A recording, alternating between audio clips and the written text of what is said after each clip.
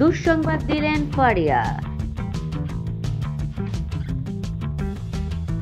Bachelor point খ্যাত অভিনেত্রী ফারিয়া শাহরিন মা দিবসে ভক্তদের দিয়েছিলেন সুখবর, জানিয়েছিলেন মা হতে যাচ্ছেন তিনি। কিন্তু এর দুদিন পরে দিলেন দুঃসংবাদ। তিনি এক ফেসবুক স্টোরিতে এই অভিনেত্রী লেখেন, খবরটা শেয়ার করার পরই ভয়ঙ্কর মাথা ব্যথা, ওষুধেও কাজ হচ্ছে না, শরীরটা খুবই খারাপ লাগছে।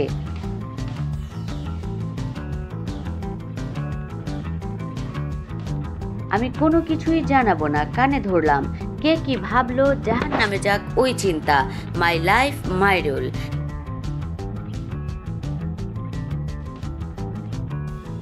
একই স্টোরিতে ফারিয়া সাংবাদিকদের উদ্দেশ্যেও বার্তা দেন। তিনি লেখেন, মোবাইল অফ, কেউ ফোন দিবেন না ইন্টারভিউর জন্য, আমি অসুস্থ।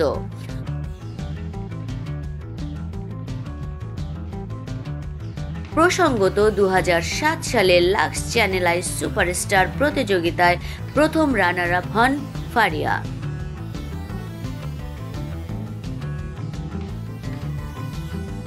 এরপর কথা দিলাম বিজ্ঞাপন চিত্র করে আসেন আলোচনায়।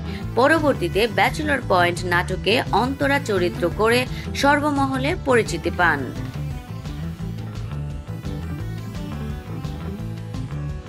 ক্ষোভ প্রকাশ করে ফারিয়া লিখেছেন, মানুষ অন্যের ভালো সংবাদ শুনলে এমন কালো নজর দিয়ে ধ্বংস করে দিতে চায় সবকিছু।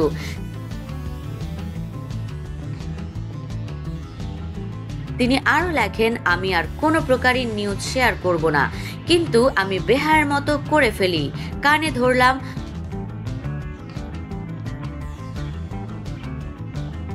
তবে সব শয়তান চোখের ডাইনিগুলো তোরা সবাই জাহান্নামে যা, মানুষকে একটু শান্তিতে থাকতে দে।